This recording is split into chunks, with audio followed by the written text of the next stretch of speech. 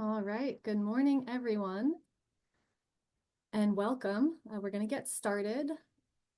And again, please note this meeting is being recorded, and there's an option to access a live transcript in your Zoom toolbar. So thank you so much for joining us this morning. This is the Long Island Sound Sustainable and Resilient Communities third annual workshop, day 2, session 3. I'm Deb Visco-Abibu. I'm a Sustainable and Resilient Communities Extension Professional with Connecticut Sea Grant.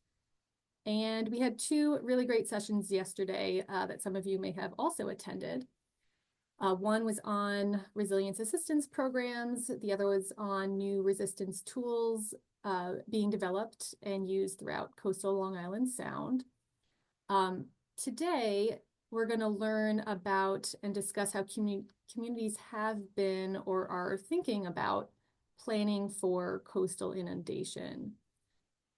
We're going to be considering various approaches for engaging in buyout programs with the ultimate goal of increasing community resilience. First, I want to go over a few rules for the day. Please keep your phones and audio on mute, and also have your cameras off while our speakers are presenting. That helps us preserve bandwidth. We're going to make the recording and the slides available following the workshop. We also would like you to use the chat for any questions. Today's session is organized as a panel, so we're going to field those questions together after all of the speakers have presented. And as with the previous sessions, we will use interactive polls throughout the session to gather feedback. Now I'd like to introduce the SRC team of extension professionals. I'm joined today by my New York and Connecticut Sea Grant colleagues. Elizabeth Hornstein, unfortunately, has come down with an illness, or she would be here, but she covers Suffolk County. Sarah Schaefer Brown covers Nassau County. Sarah Powell covers Westchester County. I'm next on the map here covering Western Connecticut, and Sarah Schechter covers Eastern Connecticut. And I'll also share that in January, a new SRC extension professional is joining our team, Ben Goldberg, who's going to be providing support to the Bronx and Queens communities in the Long Island Sound watershed areas of New York City. So those of you who might be in that area, Ben will be your dedicated point of contact very soon. For those of you who are joining us for the first time or aren't familiar with the Long Island Sound Study, this is a cooperative effort led by the Environmental Protection Agency and the states of New York and Connecticut. It involves researchers, regulators, user groups, and other concerned organizations and individuals working together to protect and improve the health of the sound. The work of Long Island Sound Study is guided by a comprehensive conservation and management plan, or CCMP as we call it. And I'll mention that that CCMP is currently being revised. The new plan is expected to be released in the spring of 2025. Our team works to advance the sustainable and resilient communities goal of the CCMP.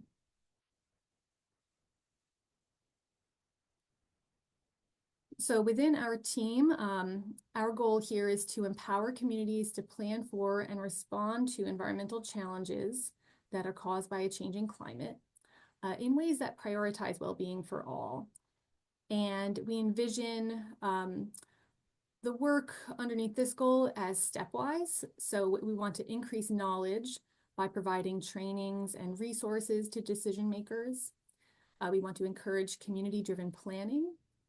And then we also want to be supporting the implementation of projects that are ultimately going to make communities more resilient to flooding and other environmental challenges.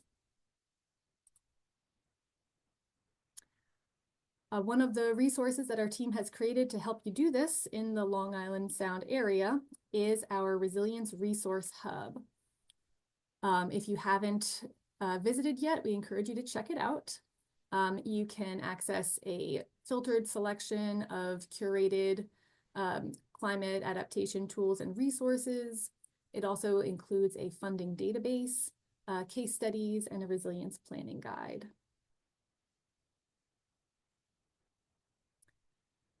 All right, to warm everybody up, we have a few opening questions, and this will help us get a sense of who is in the room. You can participate in the poll by going to Poll Everywhere. There's a link available in the chat, and that will pull up a browser window. You can also participate via text on your phone by texting lists res.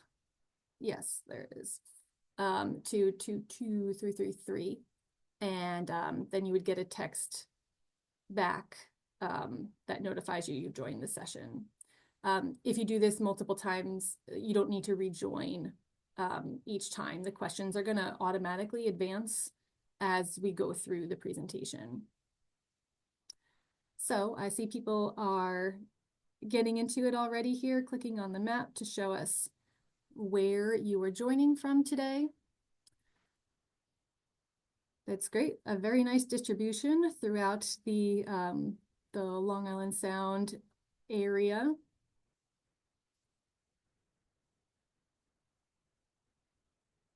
And I'll also mention, while we're talking about polling, at the very end of the session today, when you leave, a feedback form should pop up in your browser window.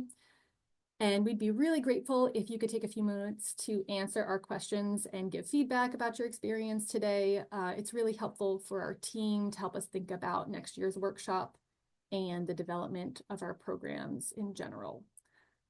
So thank you in advance. And okay, for a couple people adding in the chat where they're from, we have some from Milford and Bridgeport as well. Excellent. Okay, these answers have slowed down. I'm going to move to the next. Oh, and one more from Hempstead Harbor there. So next, you can indicate the sector that best represents you. Gives us an idea of who's here today.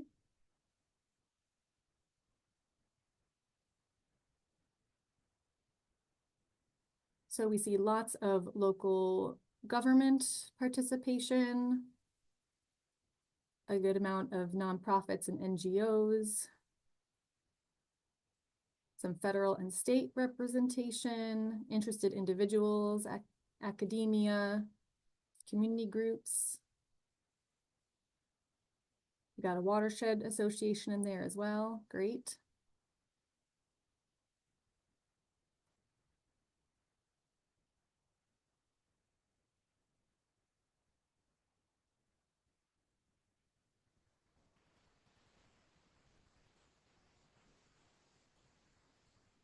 Nonprofits and federal and state going neck and neck here. Okay, I'll leave this up for a couple more seconds.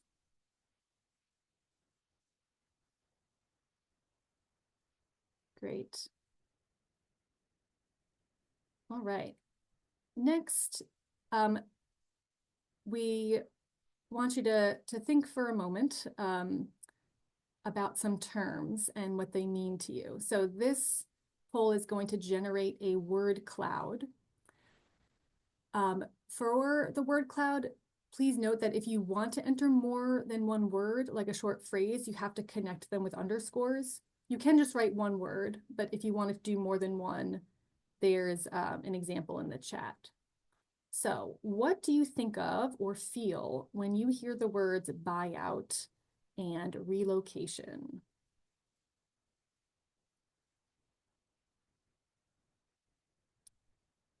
Oh, so some seeing an opportunity, some concerns about expense, I see, expensive, dollar signs, some angst, government. Wow, a lot of different thoughts from people. Scary comes up, reluctance, overdue, that's interesting. Hesitation, unfortunate, retreat, unpredictable, change. I see some people thinking that it's smart. Gentrification, controversial. Probably can't argue with that.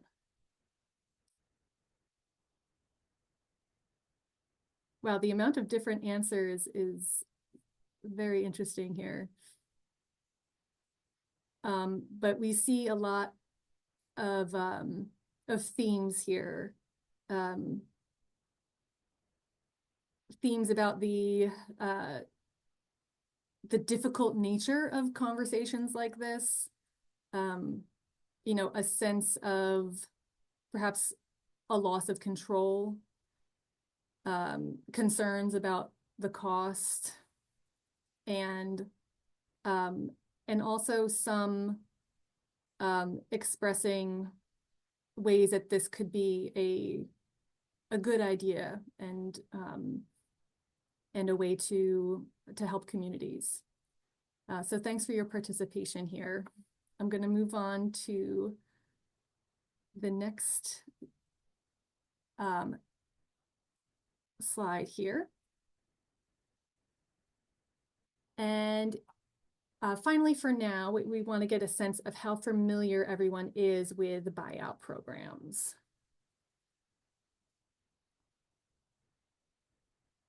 So are you very familiar? You've participated in them or administered them before? Somewhat, like maybe they've been discussed in your community, or less familiar, maybe you've heard of them and you're interested to learn more.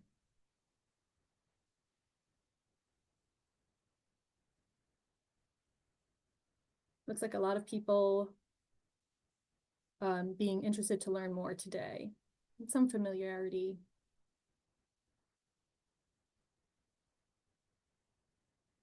Perhaps just a few who have participated in them.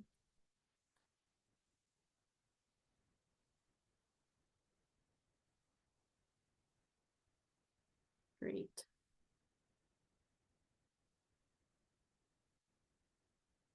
All right, thank you.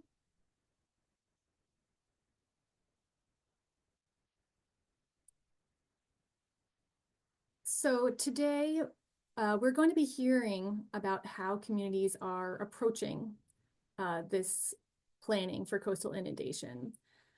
So following our opening remarks from our facilitator, Allison Branco, we're going to examine some case studies at the municipal level. Then we're going to look more broadly at a state level program. And finally, we're going to consider the social and emotional dimensions of engaging with communities on these topics.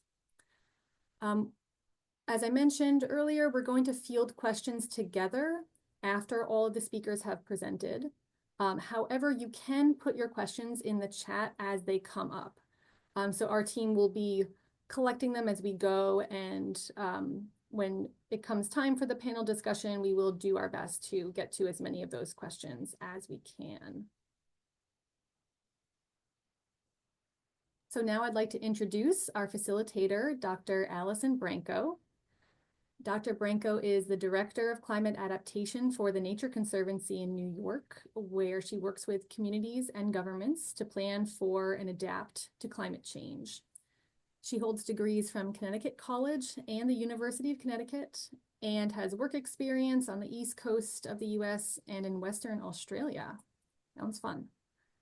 Most recently, Allison served as director of the Peconic Estuary Program, which is part of the EPA's National Estuary Program. And now with the Nature Conservancy, she leads a statewide team engaging across New York's diverse floodplains to help build healthy and resilient shoreline communities for the long-term benefit of both people and nature. Okay, Allison, please take it away. Thanks, Deb. Hi, everybody. It's a pleasure to be here with you. As you heard from that little bio, I have a long history with Long Island Sound, going all the way back to college. Long Island Sound Study has always been a special group for me. So I'm thrilled to be here to talk about my most favorite topic, which is buyout programs. But first, I want to sort of set the stage a little bit to kind of get us all in the mindset of this ecosystem that we're talking about. And I do want to just mention, it's not just a coastal issue. We're talking about the coast, the shoreline, the floodplain around all of the rivers and streams as well. This is an issue that goes all the way up to the tippy top of Long Island Sound's watershed. So floodplains and shorelines are a really important part of our ecosystem. They're very biodiverse. They provide a lot of benefits both to people and to the ecosystem. People love water. People love being near the water. What happens though is we love it so much, we want to be so close to it that we wind up building our houses and our businesses and our infrastructure in the place where the water is trying to be. The rising and falling of water is a natural process, a really important one, and what makes those ecosystems unique, but it makes it dangerous to live in that range where the water is rising and falling. And that's what we call flooding, that sort of conflict between people and water. And flooding is a tremendous problem globally. Getting too close to the water, being in the way of the flooding is a problem in and of itself. But now, thanks to climate change, it's becoming a more frequent and more severe problem. It's costing us a lot of money. People are losing their lives. And obviously, a lot of our major investments, like our houses, are in danger. And so we've gotten to this situation where we've built in all of these floodplains, and now what are we going to do about it? Because it's getting more and more dangerous every day to live in the floodplain. In the past, the way we've always dealt with this conflict between the people and water is to build stuff to defend ourselves. We're very tough and we're very smart, and we can build stuff to defend ourselves. And then when that stops working, then we accommodate all of that water that's coming. And then only as a last resort would we, retreat, give up, and get out of the way. And what my team and a lot of us argue is that this is backwards. This is not the right way to approach this issue. And the order of operations that I would like everyone to really consider is the other way around. So first and foremost, let's not make this problem worse. In just the state of New York, we have hundreds of thousands of people living in the floodplain. So let's not make this problem worse. Let's stop putting new development in the floodplain. Let's protect and take care of those floodplains and shorelines and beaches that are still natural, that are still functioning to serve the ecosystem and the people. And then where it's too late, in all of these places where we've already developed in the floodplain, let's do our best to back up and get out of the way and make way for that water. Then where we need to, we can accommodate the water. And, one obvious example of that is like this photo where our road and rail and trail infrastructure is crossing streams. We can never go anywhere if we never cross the stream. So in that case, we just need to accommodate this rise and fall of water. And then, of course, on the landscape, there will be places where we need to defend ourselves. And we can certainly do that, but we need to reserve those solutions for where they're the most needed. And the reason that I argue this is the right order, that we should always try to start from the left and only go as far to the right as we absolutely have to, is because protecting the floodplain and backing up and making way for water actually eliminates the risk to people instead of just reducing it. It permanently solves this problem, and it allows the natural ecosystem to adapt. These natural systems, our shorelines, our floodplains, our beaches, our dunes, our marshes, they're very adaptable to rising water as long as we stay out of their way and let them do their thing. And the things on the right, we need them in some places, but they should be a solution of last resort because they're temporary. They only solve the problem under some circumstances, some of the time, and they tend to really create a false sense of security for people living behind a wall. And then, of course, they also have bigger impacts on the ecosystem. And so if this is the paradigm that we're going to use, that is why this step, retreat and backing up and making way for water, is such an important one that we need to start choosing more often as the way our communities deal with flooding. The primary way that backing up and making way for water happens in our society is what we call buyouts. There are lots of different names for this process. Managed retreat is one that nobody really likes, but everybody's familiar with it, so we still sometimes use it. Climate migration, climate relocation, community-driven relocation. There's a bazillion words for it. People who work in this field are always talking about how we need better terminology for this. There's no magic answer here. All the terms are difficult. But essentially what it means is that someone, typically the government, comes in and buys your house from you, offers you typically fair market value, or sometimes what they call pre-storm value, for your house, so that you can get out and move to a safer place, and then your house can be removed, and the risk and the expense of constantly rebuilding that house is removed from society.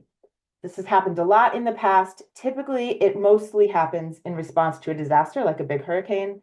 In our region, Superstorm Sandy is the biggest one that we all know about, but there have been many, certainly, especially in the last 20 years or so, we've just had disaster after disaster, all kinds of different types of flooding. But this happens in fire prone communities as well, but it happens in a response to flooding. Typically federal funding. So there are lots of different programs. We're going to hear about one of them today. But the Natural Resource Conservation Service, which is part of the Department of Agriculture, they do a buyout program. FEMA does some different buyout programs. Housing and Urban Development does some buyout programs. That's who funded our post-Sandy buyouts. And states and counties even sometimes do them as well. Typically those federal programs, the money goes to a state government. And so it looks like a state program. It's often federal funded, but not always. Notably, New Jersey has its own state-funded buyout program. And as we're going to hear later, New York will soon. But this is the process by which your house is bought. Typically, it's demolished, and the land is returned to nature or some kind of flood-compatible use. So that's what we're here to talk about today. And you're going to hear more about this later, so I won't say much about it. But in New York, we passed an environmental bond act a couple of years ago, and we're really excited that as part of that funding, there is some money set aside for New York to create its own state-funded buyout program. At least for now, this is a one-time thing with this bonded funding. Maybe someday it'll become more permanent, like they've done in New Jersey.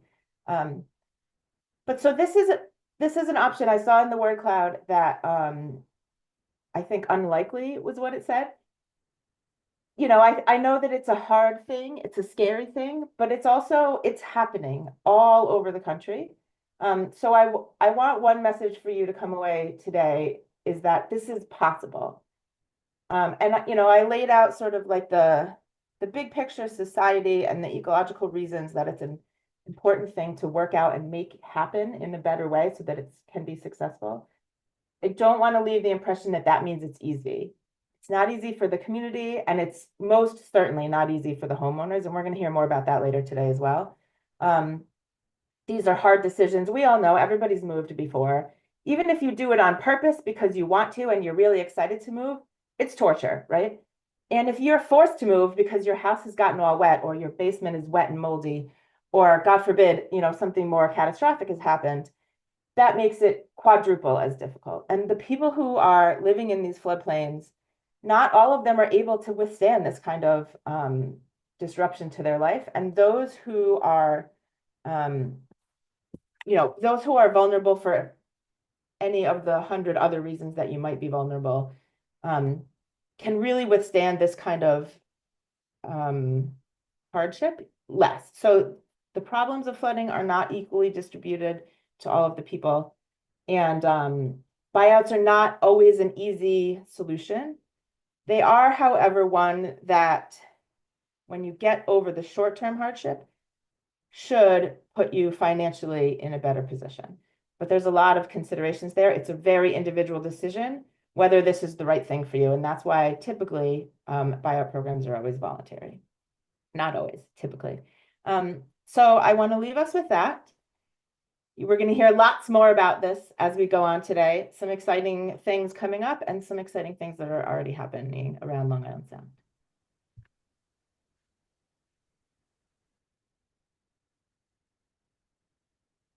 Jump right in. No, sorry, I forgot. I have to switch pages so I can introduce you.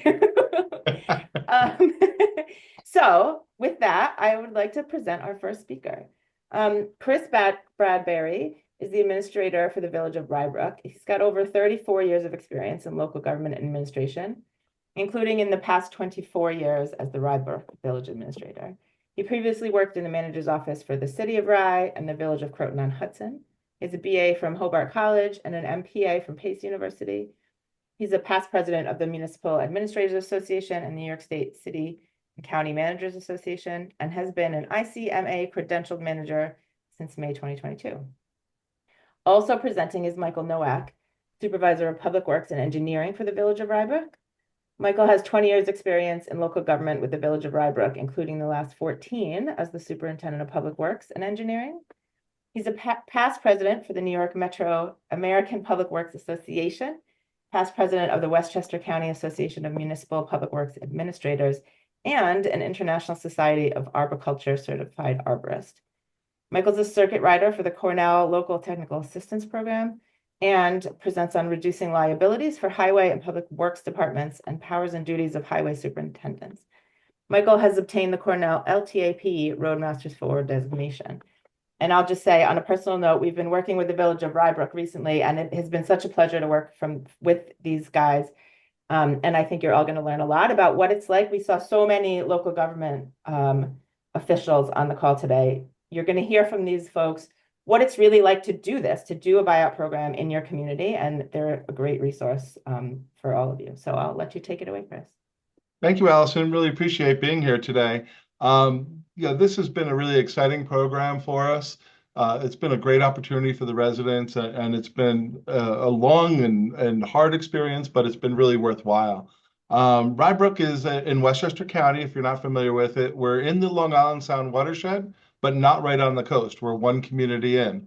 We have two branches of the Blind Brook, which is the brook that flows ultimately into the Long Island Sound through the city of Rye. So it leaves Rybrook and goes to the city of Rye. Rybrook is a small community. We like to say small but mighty. It's what we always say internally. We like to try to do as much as we can with a very limited staff. We have 75 employees, including the police, and about 10,000 residents over 3.5 square miles. So that's a little bit. We all wear a lot of hats, and a lot of you, I'm sure, on this call are familiar. Local government tends to be pretty streamlined and try to do as much as we can. So our staff is a small staff. I don't want to give the impression we don't have planners on staff and engineers on staff. We wear a lot of hats within the village. So these types of programs are very possible with small communities. I don't want to, so you shouldn't be scared away if you're small and you don't have the resources. With the Rybrook experience, you can see there's just in the last 20 years, some of the storms that we've been impacted. Again, I've been in Rybrook for 24 years now plus, and you can see these are some of the bigger storms that have impacted the area. And without going through each one of them, you can see there's been pretty much 8 big significant storms in different areas of the Blind Brook. We've had to boat people out of their homes, and where they're inundated and they they're landlocked and they can't get across the water. So we've had to do that. We had to do rescues in homes. The worst experience we had recently was in Ida, where we had over 9 inches of rain, 4 inches in an hour. We were really inundated, not the only ones that were inundated, but we were certainly impacted to a great extent there. Unfortunately, we even lost 2 residents that passed during that storm. 2 residents. It was actually in Harrison, but just past the Rybrook border. And so this is something that really impacted our community. We've done a lot of projects in the community.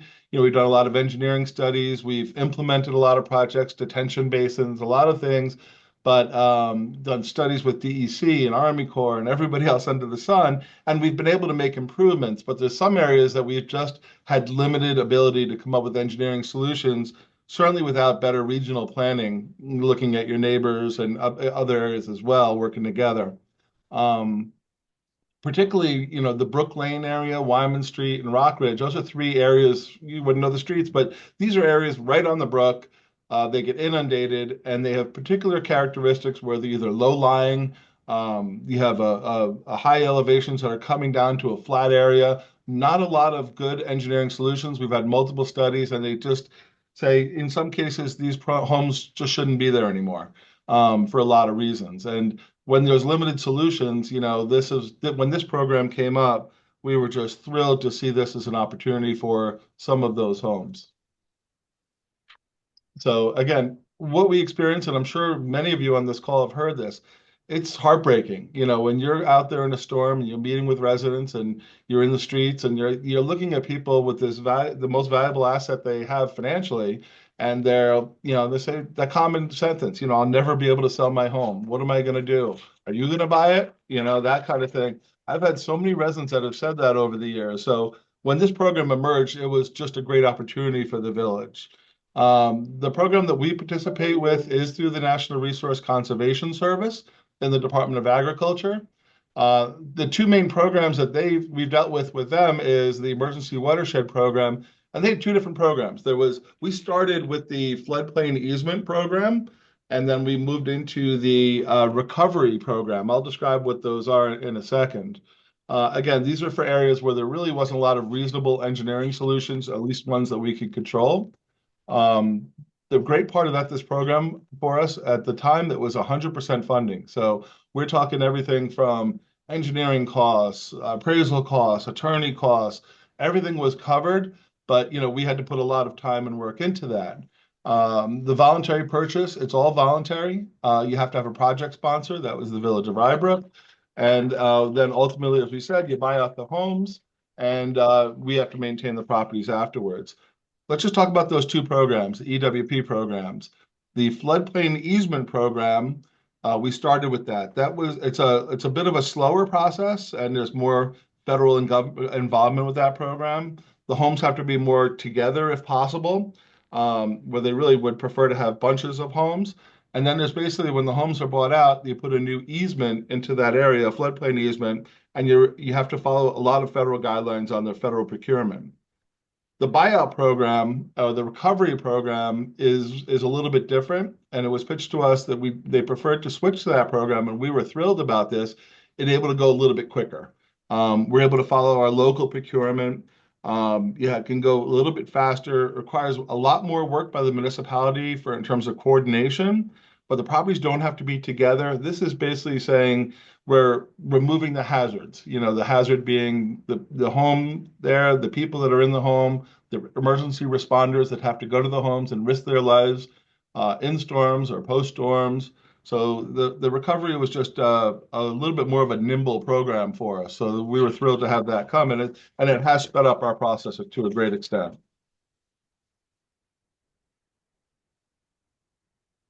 Michael? Oh, we can't hear you, Michael.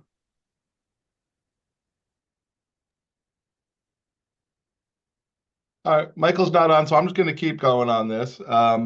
In eligible areas, you can see these are the FEMA maps, and they were true to what they say on Ida. Where you see the inundation for the 100-year storm in blue and the 500 in pink, this is exactly what happened in Ida. So you can see where the homes are and how they're inundated. On the left is our Brook Lane area, and on the right is our Wyman Street, where you can see right where the brook is. The left portion right on Wyman Street, all those homes literally go under. It's a really difficult situation. And those maps were true to form. I mean, they were right on target. You can see just a quick, images of Ida. This is what people were looking at. This is this is during the storm. And you can see, from inside the storms, you can see we have to boat people out. Cars were sent down a half a mile. They were floating down into other properties across major roadways. They were floating away, trying to find the cars. And then, think about from an emergency standpoint during the storm, we're trying to go, and right after the storm, we're trying to go in and try to save lives. You don't know if somebody's in the cars, all those things that happen with that present such a risk, not just for the people that live there, but for all the emergency responders. Where are we now in the program? We have, again, we're a small community, so that we thought this is a problem we could try to tackle some of the real issues and make a difference. In those areas, we defined the eligible areas. There was 22 homes that were eligible on 3 different streets. The budget for that it came up to about $28 million. 14 signed initial letters of intent that were non-binding to participate in the program. And we're about 3/4 of the way in where we're starting to close on the properties.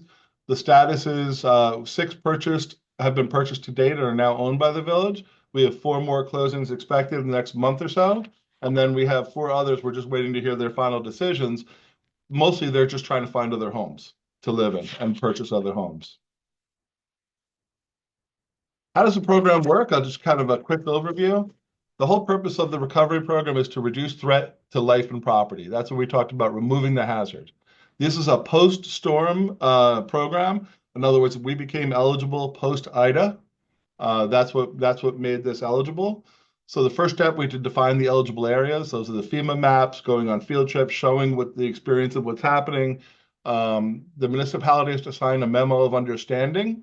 That's basically saying that you understand the rules, you're interested in participating, and that's between the Village of Rybrook and the NRCS. We had to create a budget, and the budget's kind of an all-encompassing early, we used our assessed values, lands, buildings, because we're a full value community. We got appraisals. We had to get appraisal estimates for how much it would cost, environmental database search, all the costs you have to kind of build into a big spreadsheet that working with the NRCS, title company service, all these are all the costs you want to make sure you include when you develop the budget. NRCS state reps then have to take that and they say, okay, we've got a program. We're going to pitch it now to our federal office to try to get the funding. If it gets approved, then the funds ultimately get sent to the state, and the state then holds that money. So once it goes, the state gets, once the state office gets the money, things will go a lot quicker because now they have the money to be able to reimburse you, and you can start moving. At that point, at the same time, you enter into a more formal cooperative agreement between the municipality and the program. And you could really start working with the residents. Obviously, this is the key piece. This is where the residents are just you need to communicate. There's going to be a lot of skepticism. People are worried about how much they're going to get, how the program's going to work, what's going to happen, are we going to be required, what's going to happen if my neighbor does it and I don't? You're going to get a lot of those questions. So, we're a small community. We have no problem going out and meeting with people every day if we have to at their homes, in person, virtual meetings, hand deliveries. We had meetings at Village Hall, email blasts, got to keep people updated on status. That's such a key part of it. You got to build that trust. You got to build that relationship. We established kind of a homepage on our website to say, here, if you have questions, FAQs, go to this page. We'll try to answer that. We'll try to post it so everyone can see some of the answers to some of the questions that were being raised. The residents initially submit a non-binding application. As part of that, they have to show deeds and proof of ownership, disaster compensation. So what happens here is once we do the appraisals, they've got to show that any prior storm, like for Ida, if they got money for Ida, they had to show that that money was spent on repairing the damage. And if they can't show that, there's 2 other options. You can either provide an affidavit, or you can, that money would be reduced from the appraisal cost.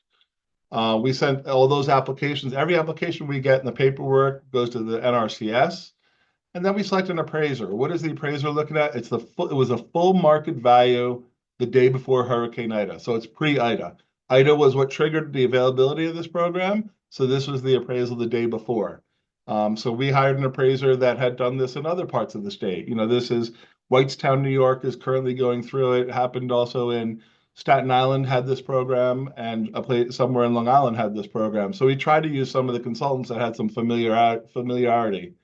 Everything gets reviewed by the NRCS, our appraisal, our RFPs, everything like that. We make sure that they're good with that. The price is non-negotiable. That's something that residents tried to do over and over and over. It's not enough. It's not enough. Or we'd like to push a little bit higher. And we said, sorry. We said right up front, very clear, this is non-negotiable. It's the appraiser's going to come up a value, and it's either accepted or not accepted. Once they accept it, then we've got to do our reviews. We do the oil tanks was the biggest issue for us, making sure that there was an issue. We hired a company to look at any kind of potential for oil spills, things like that, soil testing. We wanted to make sure we weren't going to be inheriting a problem. We did surveys of all the properties, which is needed for all the title work. Tenant Relocation Act is a major issue that everyone should be familiar with. So when people provide information about their property, they have to say whether or not they have a tenant. And the tenants are an important part of this as well. There's a requirement that you help people relocate and that there's notifications that have to be provided to those tenants. They have to, there's assistance that you have to provide on relocation, making sure they get other housing that has an equal type of, it's a good place to live. There's costs that you have to provide for some of the relocation, and that's a very difficult part of it that we felt more comfortable sending that out to a not-for-profit consultant to help us with that, because there's a lot of places we didn't want to, trip up on that and want to make sure that the right thing happens. And if I could also add, with regards to the oil tanks, a number of the oil tanks were deemed as compromised and as a result had to be removed. And that had to be done prior to us accepting the property, and that was at the homeowner's expense. So that wasn't added on to the buyout. So the homeowners had to pay for the removal of those tanks. And of course, they would have had to do that if they were selling the properties or if they were there anyhow. So if there was a problem in a leaking, they'd have to address that. But yeah, that is an expense that the residents have to incur. So the typical closings, we coordinate them, but there's less fees. I think about there's no real estate commission fee here. That doesn't happen. So there's a little bit of money saved on that.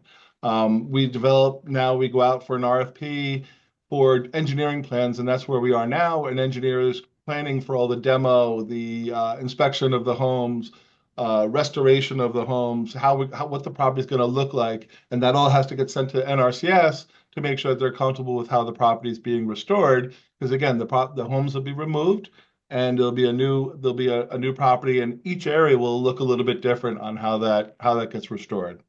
But you've got to do all the work. It's a lot of time, but it's definitely worth it. Some of the key partnerships that we have. We were very blessed to have the Nature Conservancy involved. This was a pilot program. And as part of the pilot program, they were doing this to encourage homeowners to participate in the program and to help them with transition cost. So there was a participation. The Nature Conservancy was really great with us to partner with us and try to get the information out. We shared our information and databases and all the resident information. And then ultimately, that relationship turned to the Nature Conservancy and the resident that had an agreement between each other. And that allowed them to make a direct payment to those residents through a separate agreement. And, I think that they wanted to look at that, and part of the residents give feedback on, did that help you with the program? Did that help, make the decision to participate? So that's the type of information we were very happy to have, something that we didn't expect, the residents didn't expect, and they were so pleased and appreciative that became available. And the Housing Action Council, it's a very active not-for-profit in Westchester County. They work on a lot of affordable housing projects throughout the history here in the county. And basically, they coordinated our Tenant Relocation Act. So the required notices, there's 3 different series of notices that have to be sent, what payments have to be made, and they would tell us what payments we have to make, which is again reimbursable through the program. But they made sure that we didn't run astray on the Tenant Relocation Act requirements. Time commitment. What do we learn from the program? What have we learned so far? What suggestions could we make? It's a very time-consuming program because again, we went to the recovery. It's definitely a commitment of time, but it's worth it. I mean, when you can look people in the eye and say, we have an alternative for you. I wrote opportunity when they said, put your names, put what you think of when you say buyout. And I love the word buyout personally, because it's very clear what it is. We talked about how do you want to market this or talk about it. Buyout is, people understand that. It's a buyout, we're going to move. And it's very clear. But there's so many, it's easy to say no. It's easy to say every reason why you think you can't do the program, but you just have to jump in. That's why we get into this business. Why are we working in local government if we can't, or in not-for-profit agencies? Why are we doing it? We want to try to make a difference.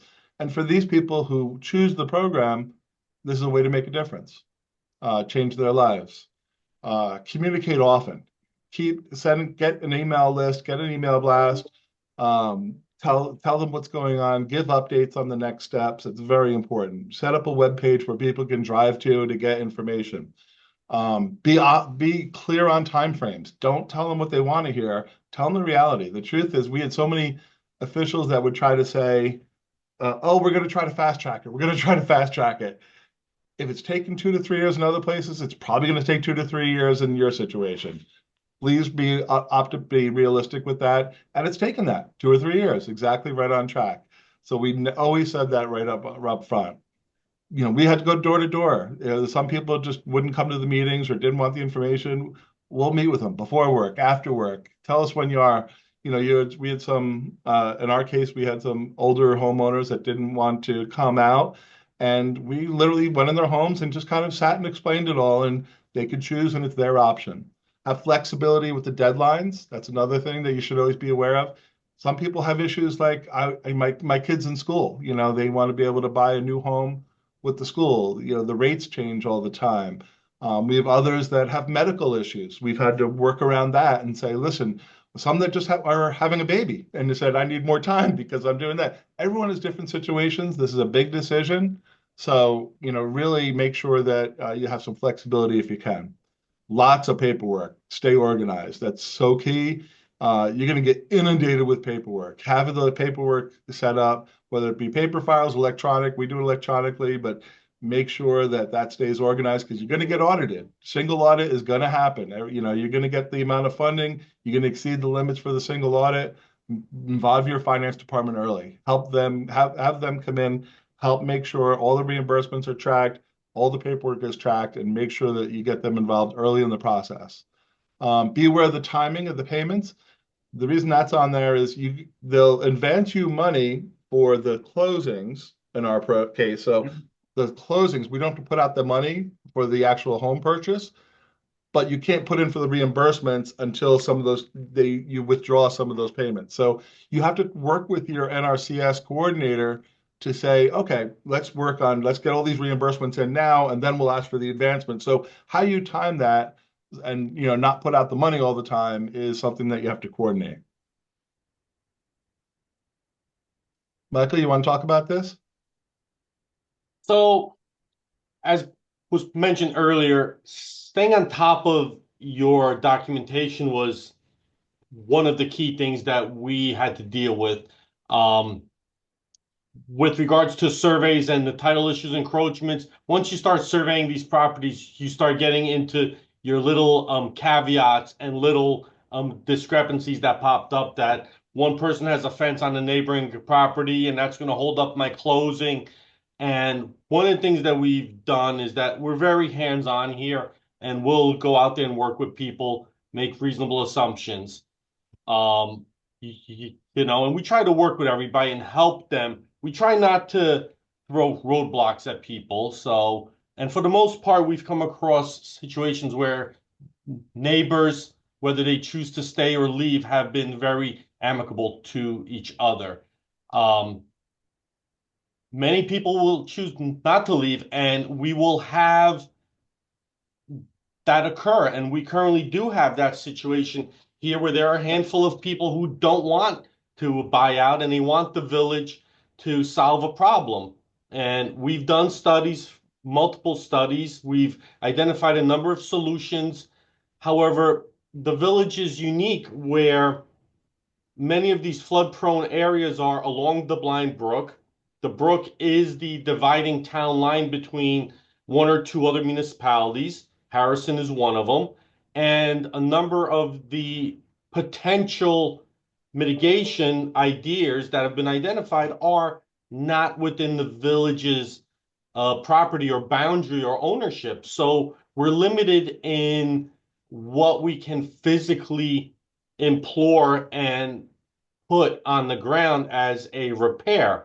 We've worked with the local college here, Purchase College. We've identified some projects. We've identified some projects in Harrison, but it's hard when you're trying to mitigate a problem and your neighboring municipalities or neighboring entities are developing and building.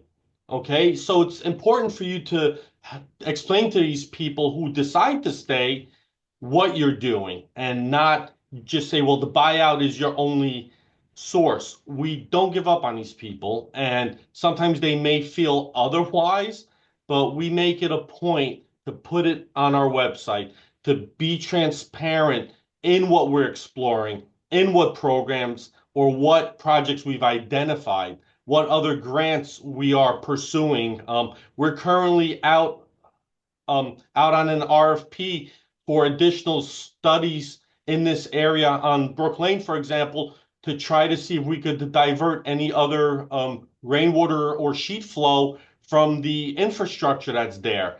So that's going to be back on Friday. Once again, we're still pursuing other avenues, other grants, other possibilities. On Brook Lane, Not on Brook Lane, Michael, you mentioned the warning system too.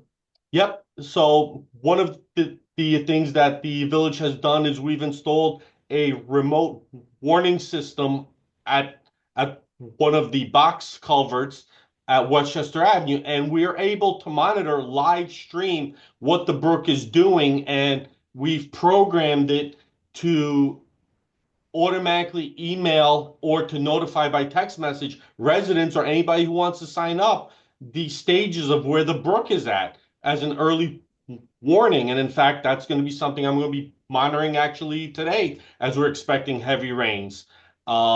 So we've gone as far as doing things like that for the people who have decided to stay. We've reached out to other municipalities in these programs. We've spoken to consultants that they have used. And for us, one of the critical things was selecting a consultant for the demolition that has the experience and has worked with the NRCS program to meet the unique criteria, the reporting, the auditing, the bidding requirements, the procurement specs to make sure that they meet NRCS requirements, because once again, we don't want to hold up the process. And as it was mentioned, it's a 2 to 3 year commitment, if not longer. And that's as long as it's going to take. And we're on point where we are 2 to 3 years out right now, where we're just starting to work on the construction documents for the demolition of these houses. So having someone with that experience helps. Same thing with the appraiser. We used an appraiser who was familiar with the NRCS program, so they knew what the paperwork they needed to make sure that the criteria was met to qualify. So, that made things a lot quicker, a lot easier for us. And while the costs are reimbursed by the NRCS program, you have to balance sometimes best value and decide whether or not you want to pursue someone local or get someone who has done this, because in the long run, it's going to make your life much easier. It really will. Having that partnership. NRCS has been awesome. I cannot speak high enough about them. Whether it's the federal side, the state side, um, you know, we've created a partnership. We've created a relationship with everybody. And it's really, a magical moment when you go through a process like this and you're able to talk to someone and work out any hiccups or any bumps in the road where there's flexibility amongst these individuals within these organizations. Oftentimes you hear, well, that's the federal way, that's how they do it. Be honest with you, I don't feel we've come across that in these 3 years. There are rules to follow. I'm not going to lie. I'm not so much a rule follower. I try to find other ways, but I'm the rule follower. he's a rule follower. I find other ways to make things happen. But, no one has been so rigid to where it has to be this way or no way.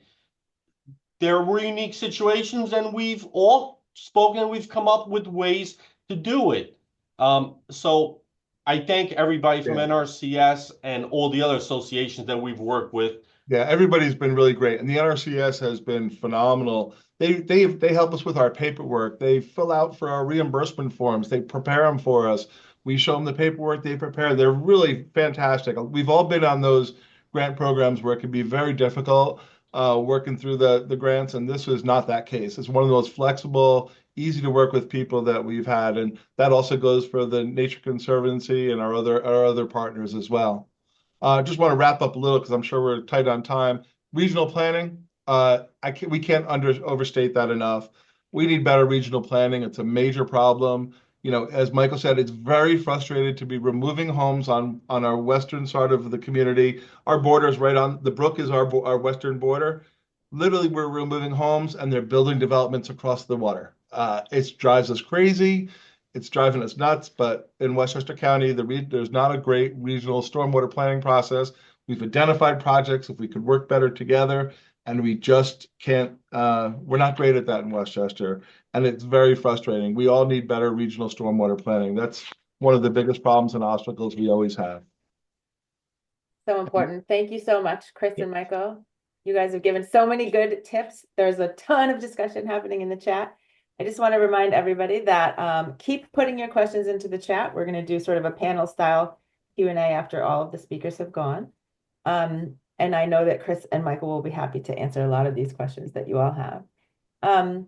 Before we move on to our next speaker, we're just going to do a real quick poll. What we have is essentially the same question, but from two perspectives.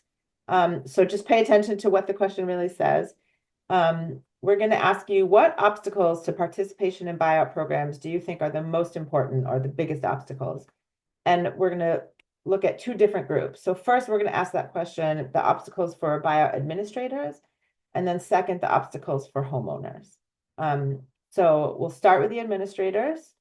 Go back to where you were before with the polls, and you should be able to answer that. You can answer with the three top ones.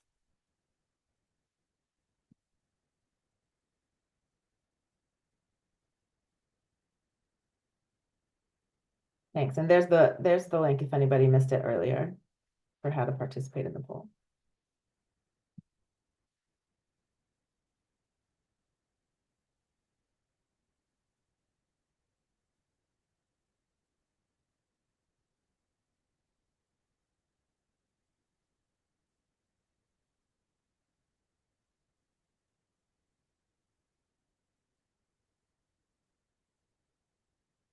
This is good participation.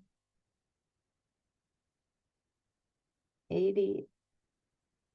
Every single person participated in this poll. Oh no, that's because everybody's got 3 votes. That's why it seems like it was such a high number. I didn't catch that. Yeah. That's the same thought. Also, Okay. just one thing I want to just quick add, because I see the question too, cost. If people are saying, oh, the homes are too expensive in an area that won't be able to participate, believe me, that's never been an obstacle. We have one home that was over $1 million, 1.2 million participating in the program. Don't make cost the deterrent thinking that it won't be eligible or reimbursable. Great. So it's looking like capacity, and I think it's really important what you heard from Chris at the beginning. I want to underscore it. Rybrook is a really small village. Chris and Michael wear a lot of hats in the village, but they were able to make this happen. So of course it's a concern, but it's doable even for a small local government. And I just want to say, as Allison had said, you're looking at 80% of the team right here. Right. Okay. So the necessary staff, yes, it's time. Yes, it's a lot of work, but it took 2 people here full time, well, 80% of the way to get it done, plus other staff as well. But you don't need 10, 12 people. It's 2 right here who are day to day.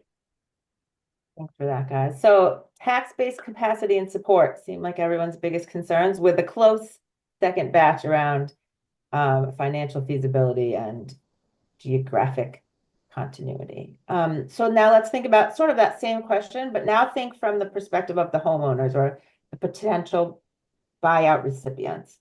What obstacles to participation do you think are most important for that segment?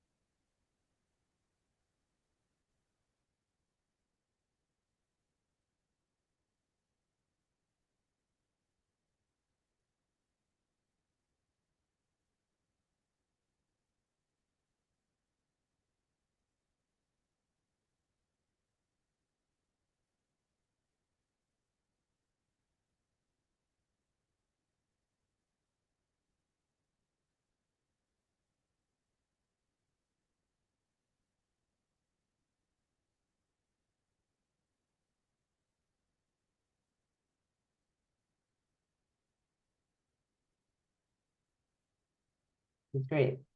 We're seeing a lot about the finances coming up as the top concerns.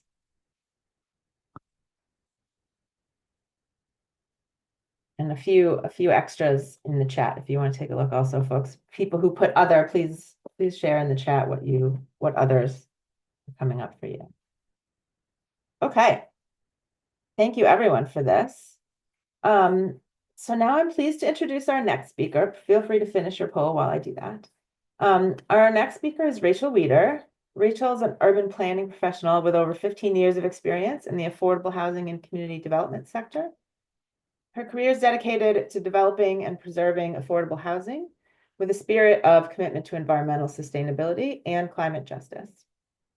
As the Chief of Staff for Homeownership and Community Development at New York State Homes and Community Renewal, she provides executive oversight for the New York State Office of Resilient Homes and Communities. This is the hardest department at the state. Homes and Community Renewal, Resilient Homes and Communities. And strategic guidance on programming throughout the agency. Previous roles include the director of the Superstorm Sandy Flood Buyout and Acquisition Program for the New York State Governor's Office of Storm Recovery.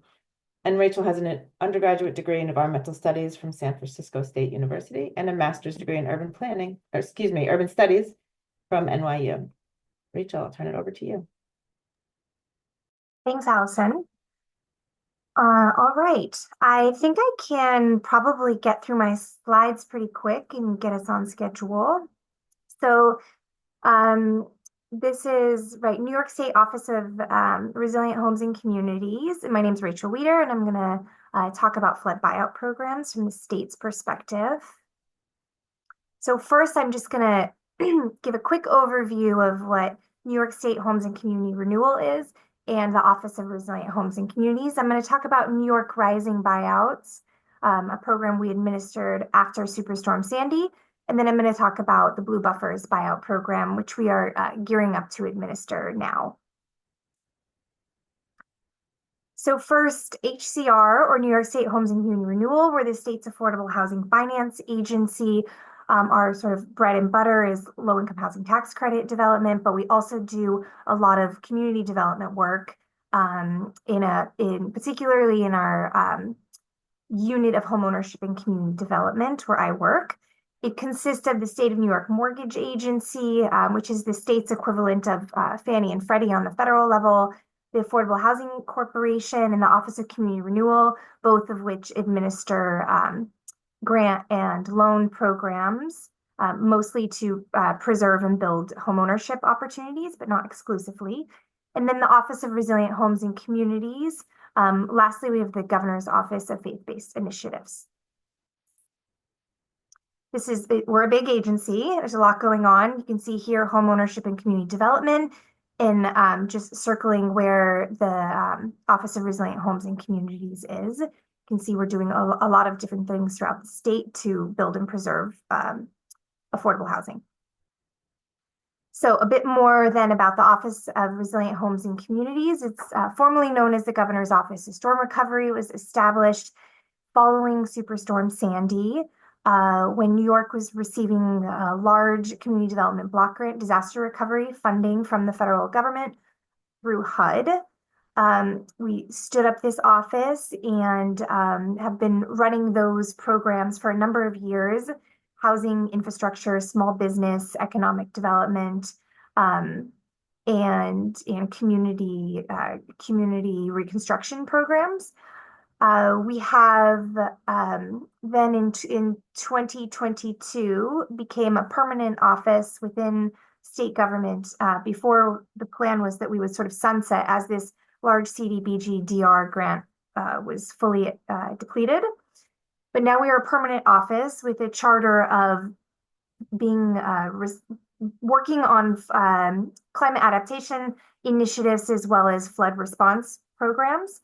So currently in our portfolio, we are finishing up the $4.5 billion allocation of CDBG DR funding we had from Sandy, as well as the NDR, National Disaster Resiliency Allocation.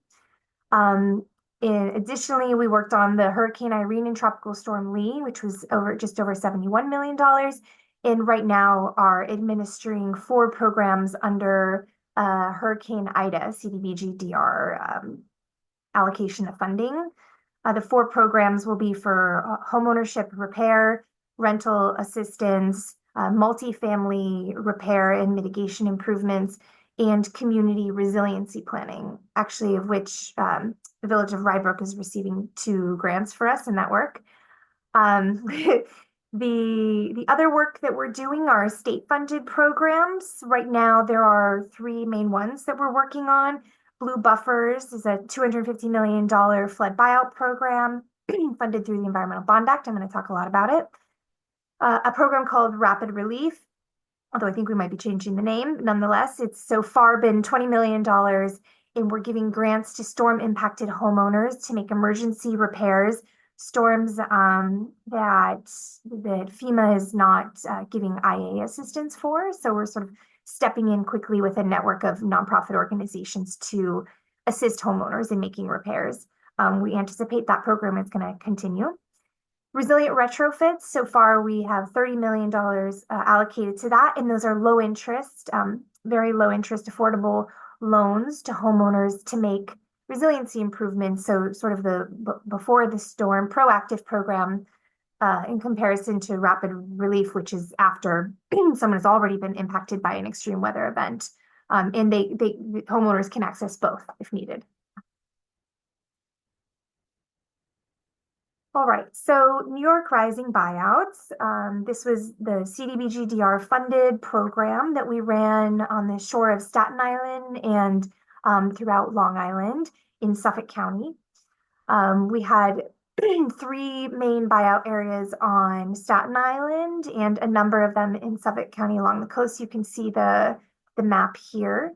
We also ran an acquisition program, which is the distinction was buyouts was we bought the home and demolished it, returned the land back to nature, whereas acquisitions was us acquiring the home to get it in the hands of a developer or an owner-occupant who could rebuild it and elevate it in compliance with local floodplain regulations. So giving the family who was impacted by Superstorm Sandy the opportunity to not have to go through the repair if their home was substantially damaged and relocate and have someone else do that work for them. The New York Rising buyout program, we had a selection process where we looked at data, excuse me, risk data and damage data. So where were concentrations of homes that incurred substantial damage, as well as risk data, where in the floodplain are properties at extreme risk of flooding today and with future sea level rise modeling as well. Once we had sort of honed in on where those areas were in the impacted region, we consulted with local units of government, first with counties and then with municipalities. So you may have noticed on the map, there are none in Nassau County. That's because we didn't have conversations with any of the towns. The county opted to not participate in that program. And then after that, it was us, the state level, working directly with homeowners who are interested in participating. So once the zones were defined, going into do case management with homeowners and see who on a voluntary basis wanted to participate. So that was the selection process we used. We had eligibility criteria that really linked back to a lot of the federal regulations that govern CDBG-DR. So the home had to have been damaged during the presidentially declared disaster, which was Superstorm Sandy, Irene, or Lee. It had to be located in one of these designated buyout areas, as I said a minute ago. And it had to have been the primary residence of an owner-occupant participant, could not be a second home. And the homeowner had to be a U.S. citizen. The award was also sized based on some of the regulations that govern the grant. So for the buyouts, sort of back to nature program, it was pre-storm fair market value and up to 15% relocation bonus, which sort of depended on whether the homeowner was relocating within the region and outside of the floodplain.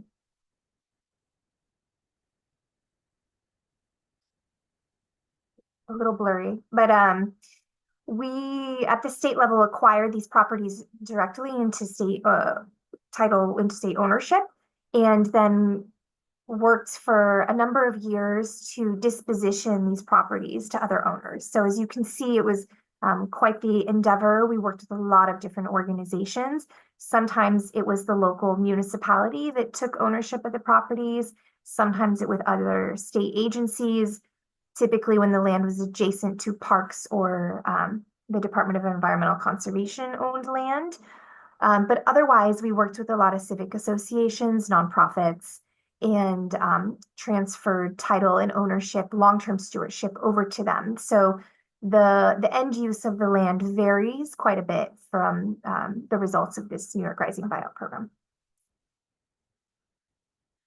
I wanted to show this map of the Oakwood Beach buyout area because we were able to get a lot of participation in this program. It was over 300 contiguous parcels we were able to acquire. This sort of area in the middle here was open space, and then around you can see all of the different properties that we acquired. So there was great buy-in in this community. There was a local homeowner who participated in the program who was very strong supporter of the program and had great community roots with his neighbors and was able to really help us promote it. And the community was hit pretty hard during the storm. So there was a lot of interest in this and a huge amount of effort put into this community. Now, having completed that program, we are gearing up to administer the Blue Buffers program. The big difference here will be that this is a state-funded initiative, and we won't have to follow some of the regulations that come with the different federal sources of funding. The Environmental Bond Act was something that New Yorkers voted on in 2022 as an initiative and referendum. $4.2 billion within there. There's a $250 million allocation directly to our office for the administration of this program. There are some requirements in the legislation, not a ton, but I've sort of summarized them here. The prioritization for where we should go must be based on past flood risk. It doesn't have to be exclusively that, but it is called out that we should look to flood risk. Eligible buyout properties can be those in the 100-year floodplain, having a history of repetitive or severe repetitive loss, that are sort of contributing to flooding in other locations because the property is there.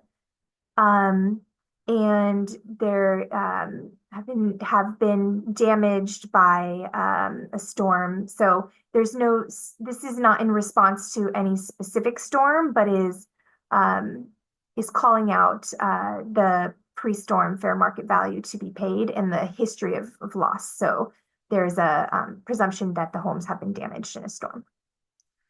The Environmental Bond Act, the $4.2 million in grand total, has a requirement that 35% be spent on disadvantaged communities. This is now a defined term in state government. We also call it DAC, D-A-C, disadvantaged communities.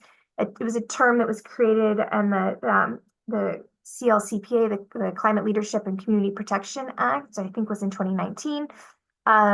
That goes towards communities that have low-income communities that have a history of adverse impacts for environmental justice and environmental pollutants, as well as some other factors go into that. So this is sort of the best I could do to give a timeline of this program launch, being so early into it. I would say so far, what we've done is we put out a notice of funding availability to nonprofit organizations to partner with us to assist in the administration of the program. We launched an interstate government working group to discuss different programs that work on flood mitigation from different offices within the state, and collected information from these programs and on where some of the flood risk is, sort of some qualitative information to support a data analysis. We did a quantitative data analysis. We did a flood risk, floodplain mapping, as well as severe and repetitive loss data, and overlaid it with disadvantaged communities. We have now moved towards award selection with the program administrator that responded to our NOFA, and we have approval with our board to contract with that organization.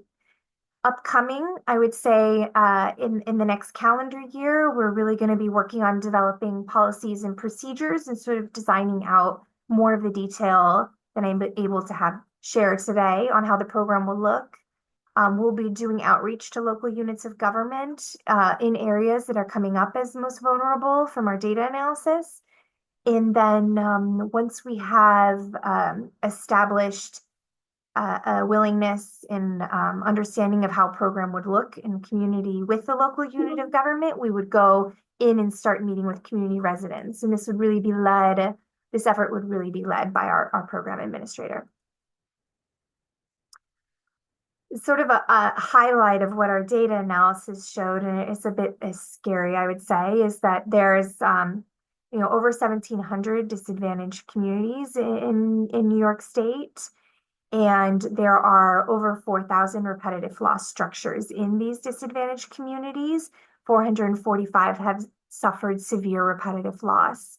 There are many buildings within those tracts. So there's clearly, short of having spoke with homeowners yet to see whether there's a willingness to participate, clearly there is a need. There are a lot of homes and structures that are built in areas that are very likely going to be continued to be flooded in an extreme way. So we've sort of starting to develop some principles around the program, even though we haven't quite designed it yet. Some of the principles would be, prioritizing areas that are most vulnerable to flooding risk while taking into consideration a geographic distribution statewide so that the program becomes available to different communities, rural, suburban, urban, all of it. Prioritizing disadvantaged communities and residents without resources to mitigate this extreme flood risk that they're presented with. Prioritizing communities without other options. So, sort of like buyouts are necessary and will be impactful. And really aiming for that cooperation and buy-in from the local government throughout all stages of the program, certainly in the beginning for us to go there, and then all the way till the end-use stewardship of the land. Just continuing with a few more principles, we want to make sure that the program is truly voluntary to homeowners and that we are transparent about the program with participants throughout the process. In providing wraparound services, not so indifferent than what we did in the New York Rising buyout program, but to really make sure that they're able to participate.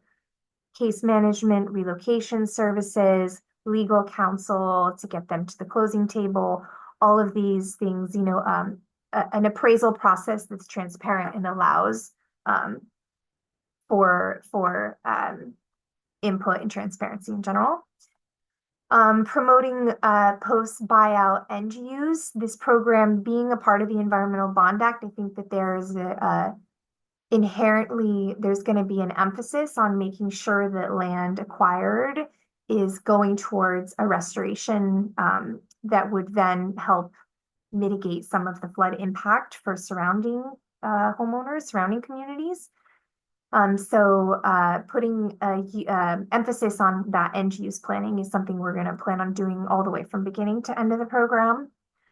We would like to look into leveraging other sources of funding, as it's been mentioned in this, in this webinar. There are a lot of federal sources for funding for home buyouts and acquisitions. So we want to explore to see how a state-funded program could really leverage those resources.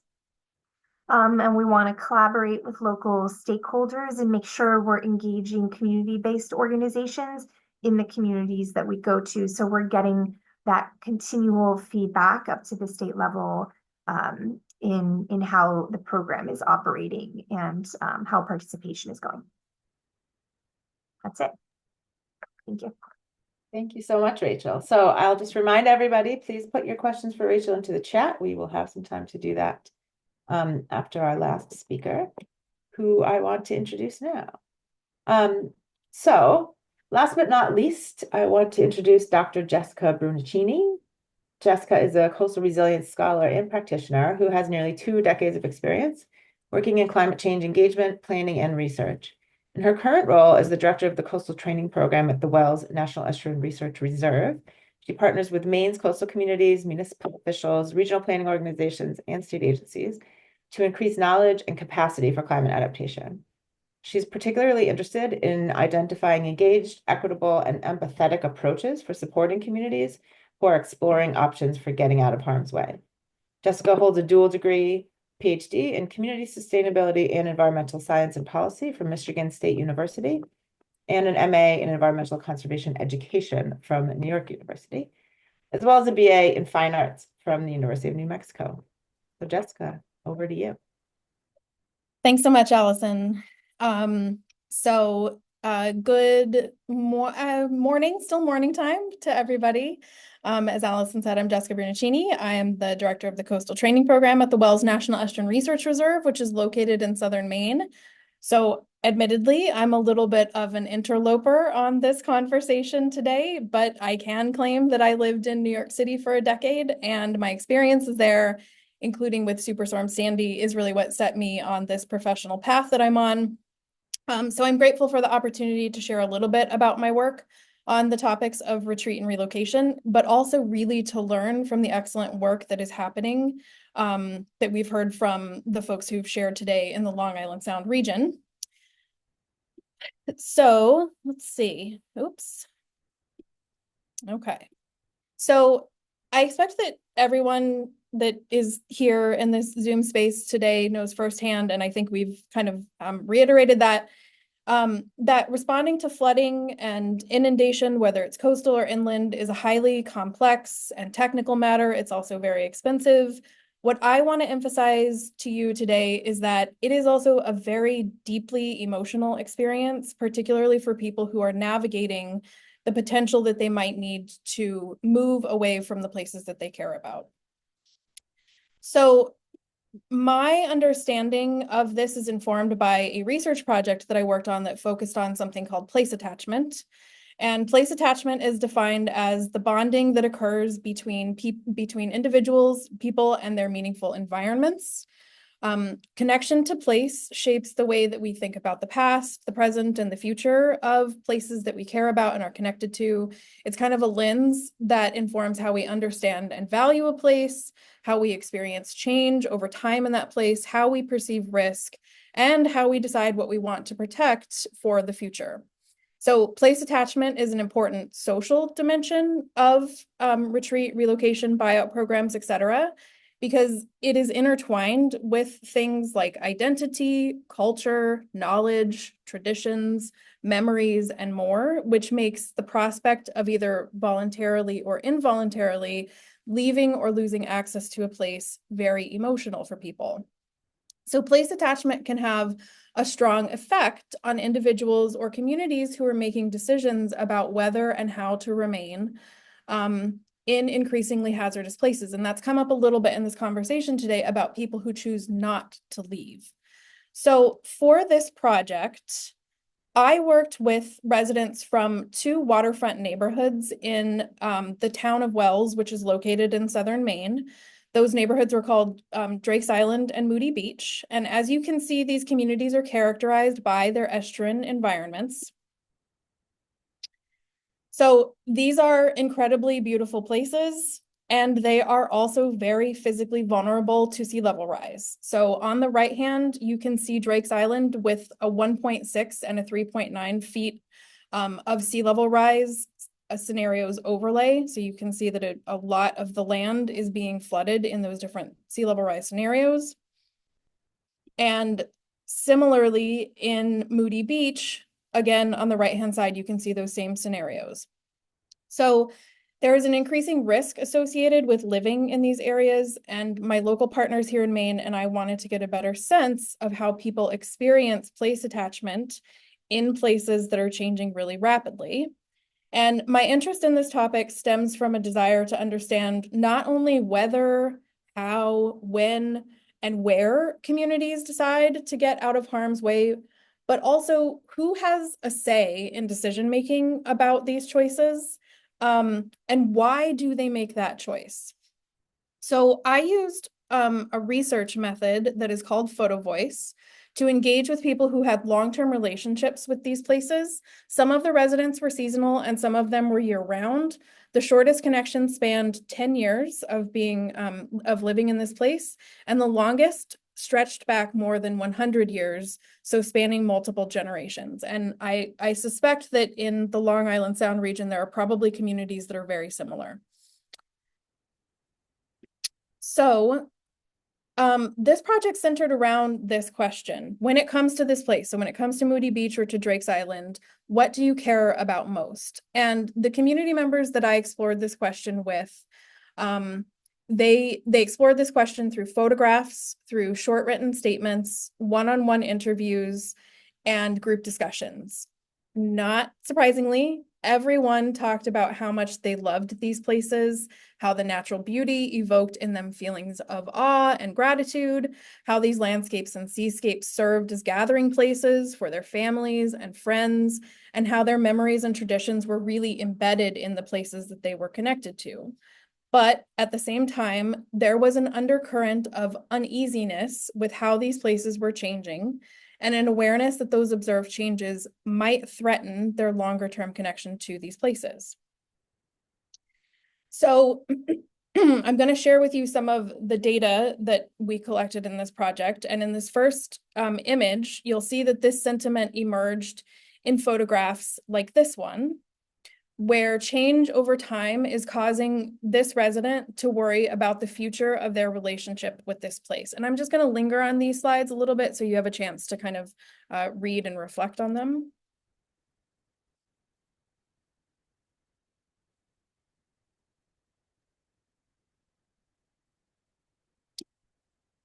And in this image, where a sunny day king tide event creates a possible preview of the future for another resident, we see that kind of uneasiness.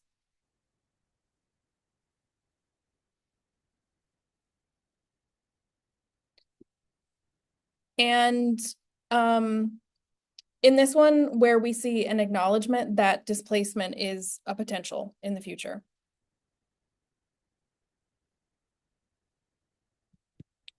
So this sentiment of kind of uneasiness and uncertainty also emerged in the one-on-one conversations that I had with folks I was working with.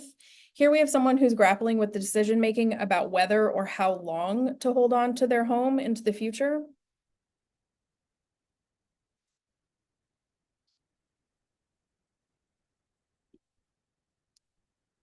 And here is an example of someone also experiencing anxiety when they think about an uncertain future. So some of the variety of the terms that were used by the participants to describe how they feel in the face of change included things like nervous, unnerving, alarming, stress, anxiety, disheartening, grief, loss. And those all depict a range of affective or emotional responses related to experiencing this change. And then for this person, again, kind of witnessing change is a distressing experience because they're forced to confront the impermanence of the place that they love and are connected to.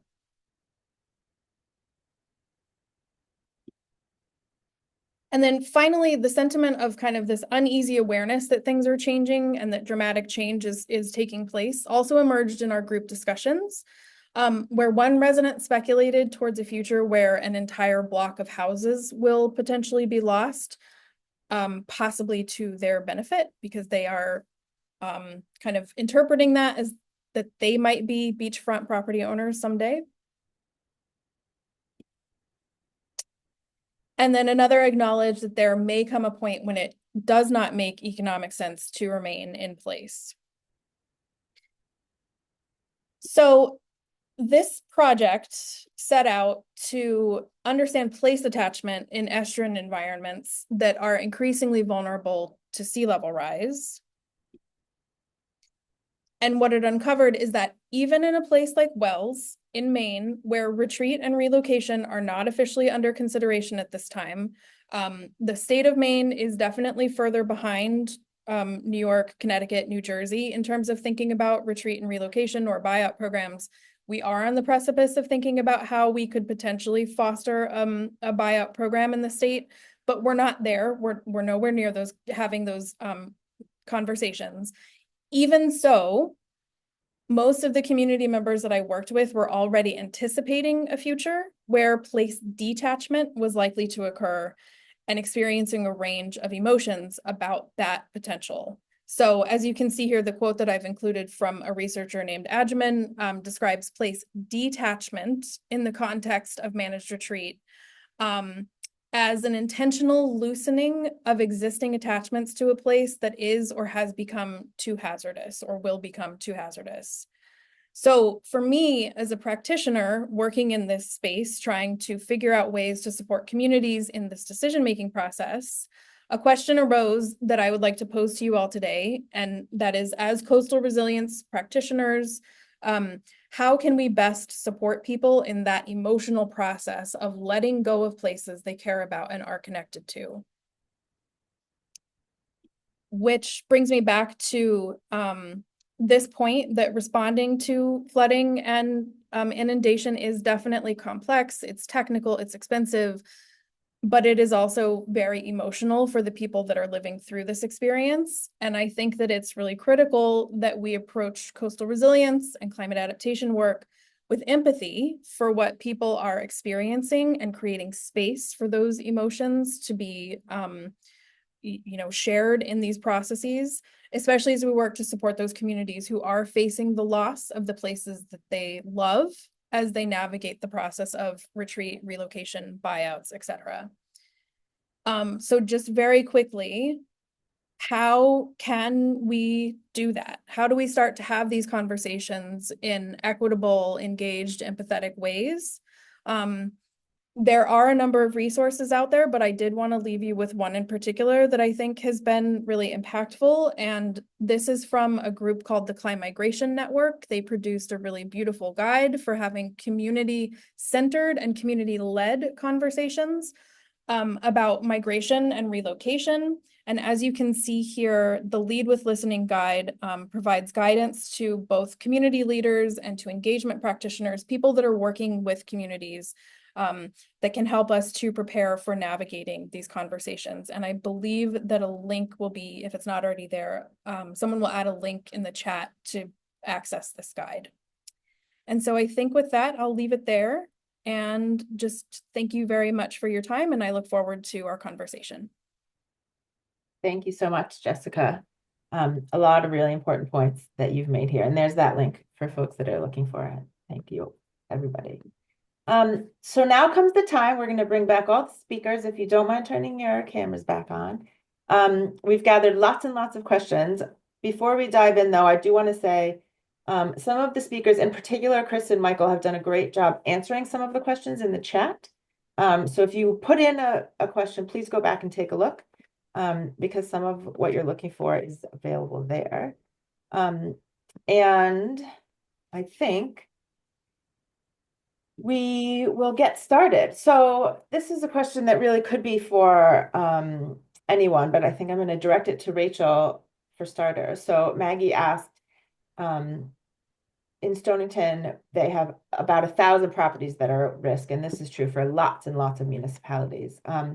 So her question was about, has anybody heard of programs that will help prior to an extreme event? So Rachel, maybe you can start.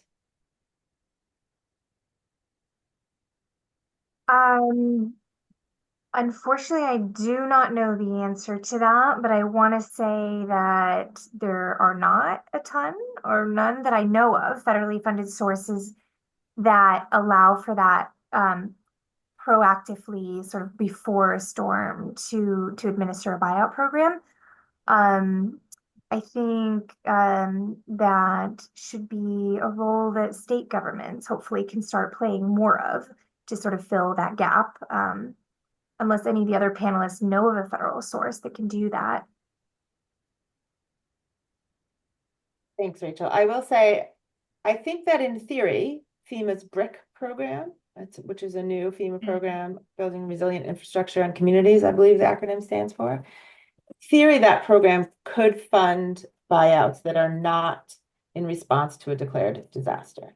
So that's one federal source. And, this won't help you in Stonington, unfortunately, but the program that Rachel talked about, Blue Buffers, although it is going to focus on places with a history of flooding, it is not in response to a disaster. So it does fit the bill, which I think is a really important one, where you're not asking people to make this decision about a buyout under duress when their whole life has been turned upside down, but sort of there's no like before disaster, but there's at least between disasters, when they can have a sort of a clear head and make those decisions. So that's really exciting for New York, and hopefully Connecticut will get the bright idea to do something similar. Allison, actually, I would add one thing to that, that if it's great, yes, in between storms to sort of be able to get funding and come in and offer a buyout program, I think is key. There is, at least from our experience running the New York Rising buyout program, that mentally it feels like it takes communities and homeowners a couple storms to really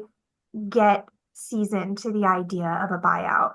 We saw a huge difference between the buy-in for our buyout program on Staten Island, where even before Superstorm Sandy, the Oakwood Beach area had been lobbying. They had wanted an HMGP FEMA funded buyout program that didn't work out for them, but they had done the community outreach and in response to other storms in the past.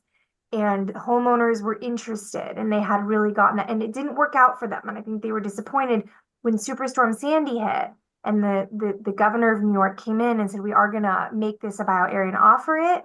The community felt like, oh, great, now it's our opportunity, right? And they were living in horribly damaged homes, right? So there is that.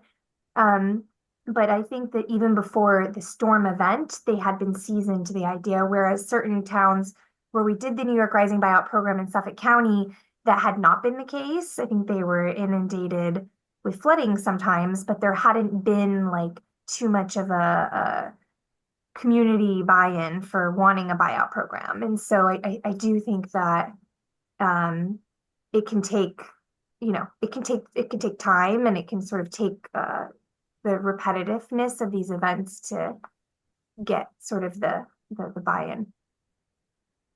Great, thank you. Next, I want to go to a question. We've seen it a few times in the chat, and please do take a look because there's more response from Chris and Michael in there. But a lot of people have been asking about property taxes and the loss of property taxes and how that impacts the community. So Chris or Michael, do you want to just speak real quickly to that? Sure. Yeah, I can talk to that. The as you know, it's the property goes off the rolls, and we looked at it as even at the max of initially of 22 homes, we knew a portion of them were not going to participate. We assumed, and we got down to 14, but we didn't see that as the deterrent. We saw that while that is the rest of the tax base has to make up the difference in the levy we have homestead and non-homestead here. I don't know if everybody's familiar with that, but residential and commercial have two different tax rates. So the balance of the residential properties have to make up that difference in the levy.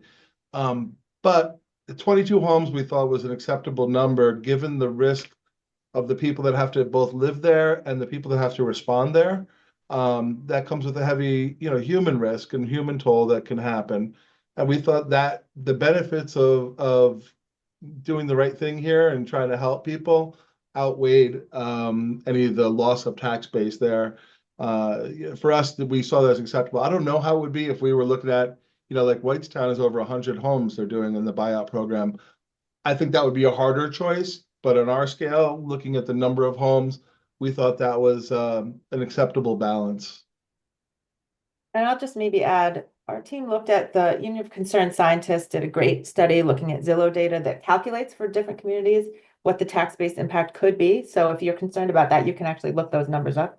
I'll get a link for everybody in a minute. But in New York, at least, I didn't look at any other states, but it's between 1% and 5% of the property tax base that's actually vulnerable for the majority of communities. There's one or two where it's a huge chunk of the community that's vulnerable, but for most, by and large, most communities across our region, it's just a small percentage. And so, like the average number of homes bought out in most buyout programs, you hear about the big ones like Staten Island, but most of them, it's like, I think 12 is the median number in any given program. So in most places, it's not the whole community that has to move. It's just a few most vulnerable folks. And so I think we see local governments finding that the small loss in tax base is far outweighed by the desire to help those folks. And also I would add the residents, the remaining residents, we didn't hear in the 3 years we've been doing the program, not one other neighbor said that you shouldn't do it for that reason. We didn't get one person that came up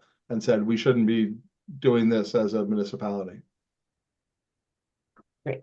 And maybe related, maybe part of the solution is helping to, when we're talking about not adding new development to the floodplain, there's a couple comments in the chat about they would like to see talk about development in the non-floodplain parts of town. And I think, a lot of these questions, and people pointed out in the survey, a place to move to, an affordable place to move to is an issue for people. I know that Rachel's team thinks about this a lot. Do you want to maybe comment on that? Yeah, well, I would just say that, we're an office within the state's Affordable Housing Finance Agency. So like this Blue Buffers program, for example, it's being administered through the housing agency, not through like the Department of Environmental Conservation or another source. So we're really looking at that as a unique position to be able to use some of the other tools we have here, development tools, new construction financing, others to be able to hopefully do this in a smart way where we're able to encourage development in the same communities in areas that are smarter planned in non-hazards way. Yeah, and again, I would say too, for relocating, a lot of people want to stay in the community. We would love to have them stay in the community, and housing is, there's not a lot of housing stock out there. So a little bit of patience, a little bit of flexibility on the timing goes a long way. And again, then you throw in other dynamics like people having babies, people don't want to have a medical issue, it's hard to move, or school issues for children. Having that flexibility is going to be important. Finding that time to find another house is important. And a message, I think, for all the municipal folks on the phone, thinking about this now, before you're ready to do buyout program, next time you update your comp plan or do your local waterfront revitalization plan or any of that community planning work that you do, think about the fact that you have flood-prone homes. Those folks might need a place to live someday, and you want to keep them in town and keep their taxes. So is there a place that you should be developing or redeveloping to make room for those people to stay in town or in the village, but get out of the floodplain? We've seen a few municipalities starting to do that around New York, and I think more and more that's going to be important going forward. Oh, God, we're doing great on time. You guys are doing so good. Okay. Oh, one just quick clarifying question. The NRCS program that you guys participated in Rybrook is technically a post-disaster program, right? You had to have a declared disaster to be eligible. That's correct. Yeah, it was post Ida. And that's why the value of the homes was the value the day before Hurricane Ida, the appraisal.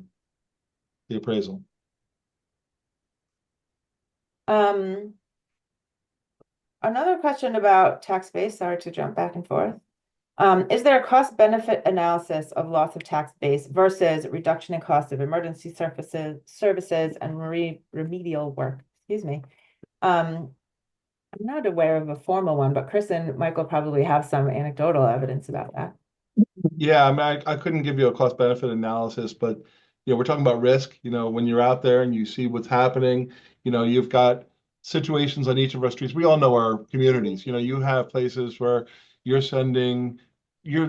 think about just the risk of going down and trying to go down in a hazard time frame after storm, trying to see if people are alive in a car that's underwater. Because a lot of these cars now, like the lights will even pop on when they go underwater. So you don't know, are those lights on because somebody's in there, somebody was in there? Those are when you have to face those decisions, and you've got to look at those risks, or going through a storm trying to get somebody out because there's somebody who had a disability and they can't get out of their home and they have to get out, and there's a moat around their house. Those are hard things for our emergency service workers. Our highway department's involved, our police is involved, our EMS is involved. I don't know how you put a cost on all that, but the risk is certainly so high for those people. And in our case, cars were literally over a half mile downstream. We're trying to track down when we had the two people that died on our in Harrison, just outside Rybrook, but Rybrook residents. Had to search the whole area looking for them.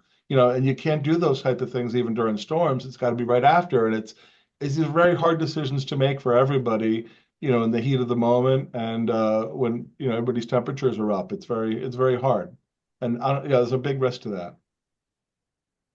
Yeah. We have a couple questions that I think are sort of related. One is about, Rachel referred to after Superstorm Sandy, there was kind of a dual track buyout program and acquisition program where they did some rebuilding. And then another question about seeing a lot of people raising homes. And to somebody, maybe Rachel, you could start, speak to these different options and how they, how they make sense and the pros and cons. Sure. So I would say that it would be unrealistic to try to get all homeowners in the 100-year floodplain to retreat, right? Talking about losing a tax roll basis. So I think it's, in terms of like setting the boundaries for where buyouts should be defined, should be really based on two things. It's the risk data, how vulnerable are these properties to sea level rise, and even currently how frequently are they how are they incurring severe damage, with sort of the willingness of the community. How likely is it that you're going to get participation from owners in contiguous parcels? And that should sort of be the strategy in particular areas where buyouts is really necessary and we should be retreating. Whereas other areas along the coast, I think it makes sense when funding is available to be able to offer homeowners the ability to stay, and that can be through elevating the home, above the base flood elevation so that the home is protected from some of these storms, sort of fortifying bulkheads and bluffs and sort of doing that gray infrastructure work to be able to protect homes. And yeah, I think it has to be sort of a combination, and we have to be smart about where these programs are being promoted, and where we're fortifying and where we're saying we should be retreating in that these natural systems would be better flood protection for the community.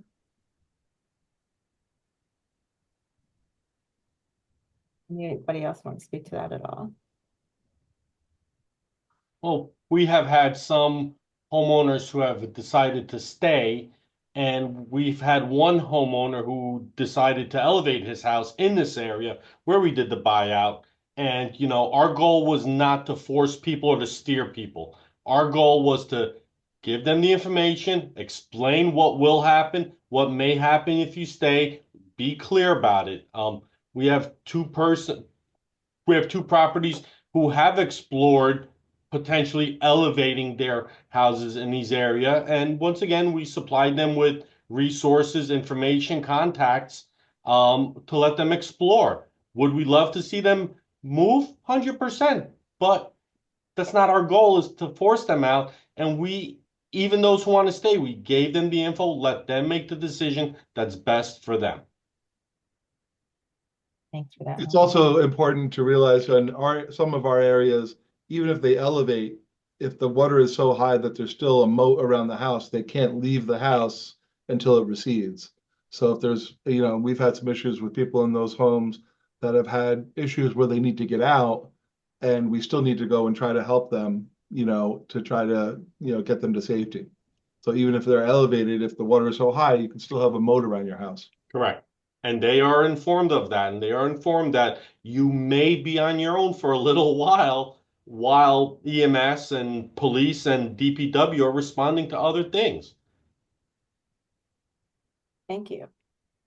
I want to direct one to Jessica. So there's a comment about the emotional aspect and about communities that are, you know, hundreds of years old, and that's certainly the case in a lot of communities around Long Island Sound as well.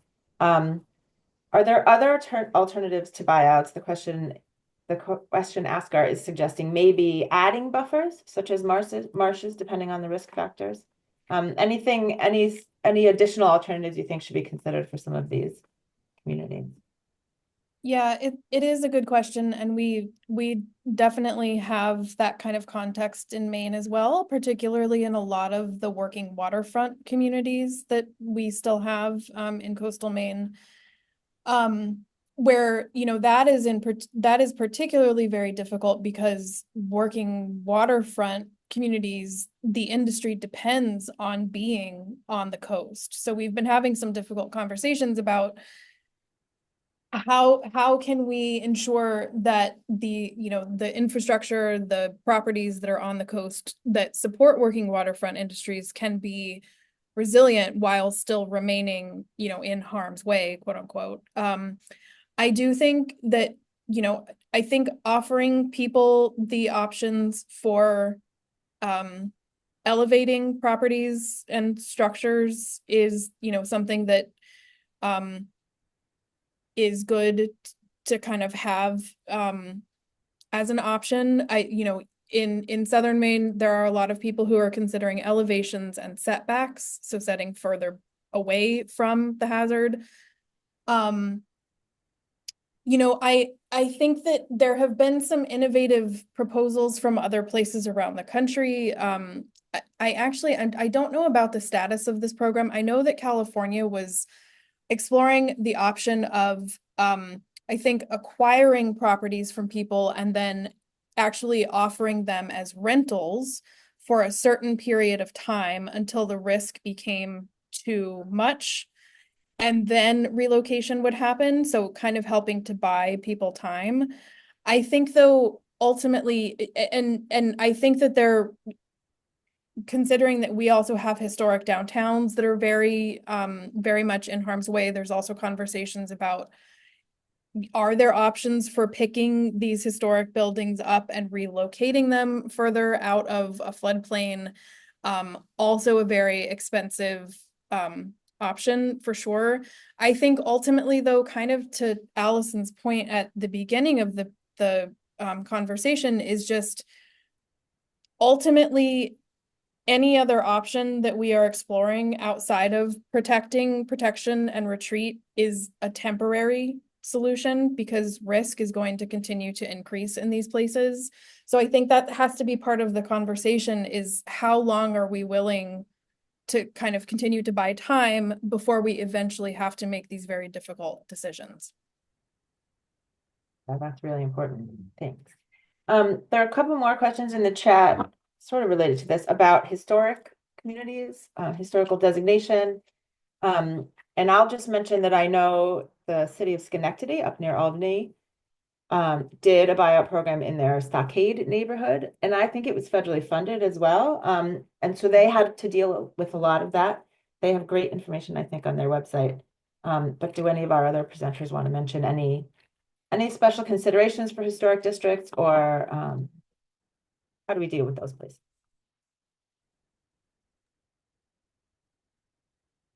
Allison, I would just say that what we did in our New York Rising buyout program was we really worked with each municipality. There was a town up in Delaware County that had experienced riverine flooding, and we were running a buyout program there. And there was a whole swath of properties in their downtown area along the river that were historically designated, and they opted to not have that be part of the buyout program. And they I think are working on exploring like how they can help fortify those homes. Whereas other communities, we did buy out and demolish historic structures, and sometimes not a lot of them, not like a whole downtown area, but a couple like random buildings. And we did a way of a little sort of memorial for those, like, you know, some signage on the property explaining like what used to be there, the history of the building with photos, and then sort of you know, an explanation about sea level rise and the vulnerability of the structure and how it was no longer, you know, just the program sort of. So we worked with like each town and how that was best. I don't think there's ever going to be one mold for how such a sensitive issue could be dealt with.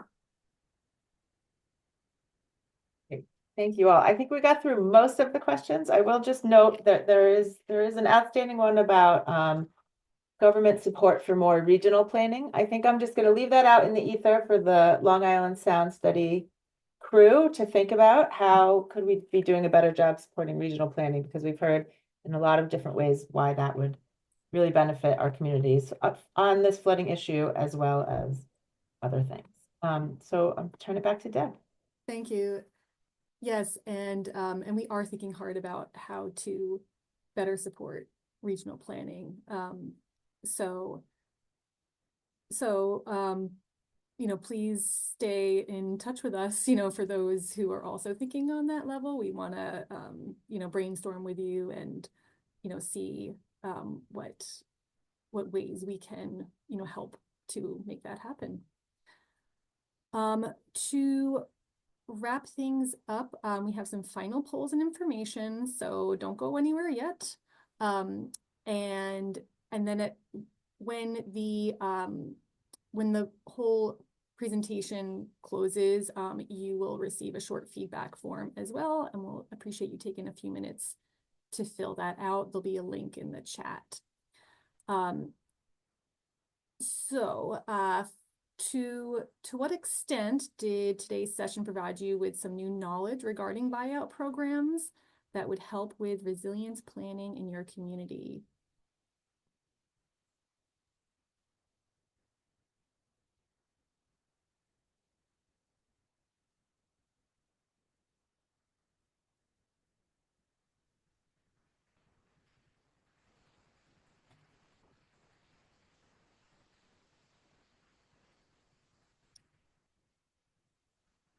And I'll prompt for the next question based on what you have learned today. What additional resources or information would be helpful to you? So as I mentioned before, you know, we develop our programming with sustainable and resilient communities based on, you know, the needs of our communities, based on feedback from you all. So we would love to hear, you know, in addition to all of the rich discussion we had today, anything else that you think would be helpful in terms of programming. We also noticed that there were so many helpful answers in the chat that we would like to make that available to all of the participants today after the meeting is over. When we have all of the resources together, you know, at some point you will receive a follow-up email that will have the recordings and everything. So we plan to include some kind of documentation of all of the chat kind of Q&A, because there was so much rich discussion going on there and a lot of great answers that we wouldn't want you to miss out on. So we'll find a way to do that. Great, thank you for these ideas. People wanting to hear from affected homeowners, funding maps. Oh, I like that. And yeah, I did see some questions about Connecticut and, you know, a desire to understand what can be done or what's being worked on there. Great. So seeing that we're at noon here, I want to give a big thank you again to all of our speakers, Chris, Michael, Rachel, Jessica, and especially to our wonderful facilitator, Allison, for all that you shared and your great insights today. And thank you to everyone for tuning in as well. This now wraps up our third annual Sustainable and Resilient Communities Workshop. And please check back at the trainings archive page on our Resource Hub website to find those workshop materials once they are ready. And again, we'll also email them to you. So thanks everybody, and hope you enjoy the rest of your day.